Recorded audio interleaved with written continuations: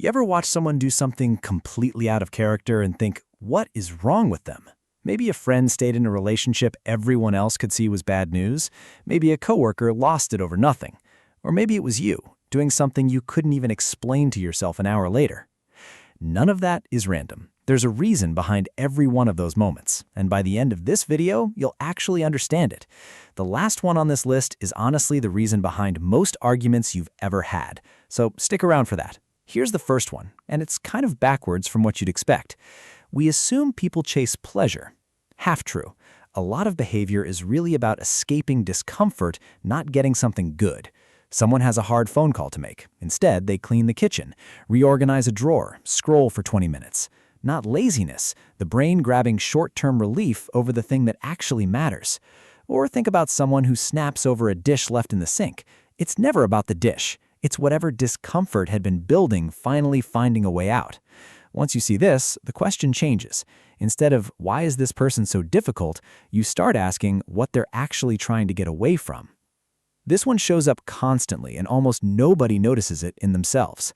Leon Festinger studied this in the 1950s, cognitive dissonance. It's the discomfort of your actions not matching your self-image and how far your brain will bend the story to close that gap.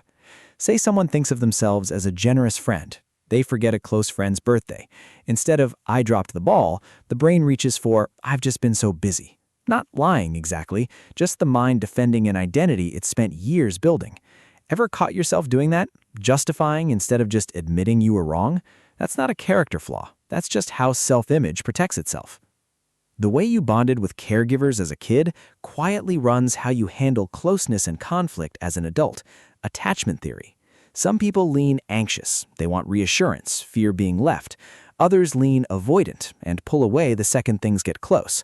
A lot of people land somewhere secure in between. Take two people, same situation. Partner comes home quiet after a rough day.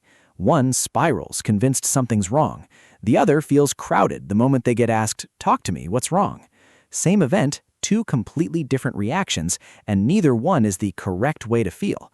They're both running old wiring. Pavlov noticed dogs could be trained through association. Skinner took it further with reinforcement.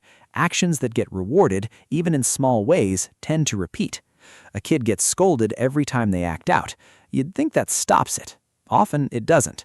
Negative attention is still attention, and for a kid who isn't getting enough connection, being yelled at beats being ignored. Same reason office gossip never dies. If it gets a reaction, shock, laughing, engagement, it keeps happening. Once you know this, you start noticing it in your own habits too.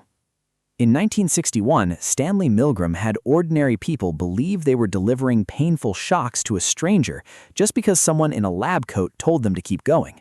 Way more people obeyed than anyone predicted. Around the same time, Solomon Asch had people judge line lengths while surrounded by actors giving obviously wrong answers. People changed their own correct answers just to match the group. Ever sat in a meeting, disagreed with something, and stayed quiet because everyone else was nodding? That's it. Same reason someone acts totally different at work than at home. Not fake, just responding to whoever's in the room. A lot of anger, control, and coldness is really just fear in disguise.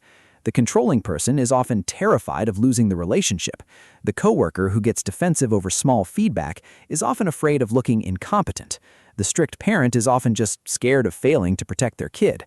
That doesn't make the behavior okay, it just makes it make sense. And what is this person afraid of is a much more useful question than why are they like this?